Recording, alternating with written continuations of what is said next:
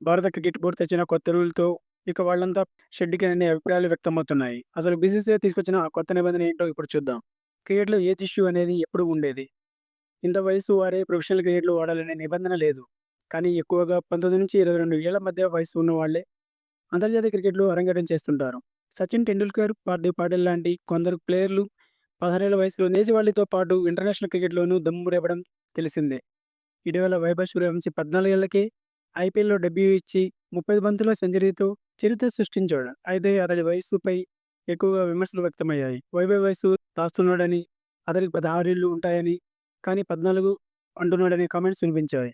ఇలా ప్లేయర్ల వయసుపై వచ్చే విమర్శల్ని దృష్టిలో పెట్టుకొని బీసీసీఐ కొత్త రూల్ తీసుకొచ్చింది. అదేంటో ఇప్పుడు చూద్దాం. వైభవ్ సూర్యవంశీ మోసం చేశాడని, అతడి వయసు దాచేశాడని ఐపీఎల్ సమయంలో విమర్శలు వచ్చాయి. అతడితో పాటు మరికొందరు క్రికెటర్ల డెబ్యూ సమయంలోనూ ఇలాంటి కామెంట్సే వినిపించాయి. ఈ నేపథ్యంలో ఆటగాళ్ల వయస్సును నిర్ధారించేందుకు జూనియర్ లెవెల్ క్రికెట్‌లో కొత్త నిబంధన తీసుకొచ్చింది బీసీసీఐ. అదే బోన్ టెస్ట్. ప్రస్తుతం కూడా దాదాపుగా ఇలాంటి పద్ధతిని బోర్డు అనుసరిస్తోంది. టీడబ్ల్యూ-3 అనే పద్ధతిలో ఆటగాళ్లకు బోన్ టెస్ట్ నిర్వహిస్తోంది. ఇప్పటికే ఉన్న టీడబ్ల్యూ-3 టెస్ట్‌లో గనక ఆటగాళ్లు విఫలమైతే అప్పుడు కొత్త రూల్ ప్రకారం మరోమారు బోన్ టెస్ట్ పెడతారట.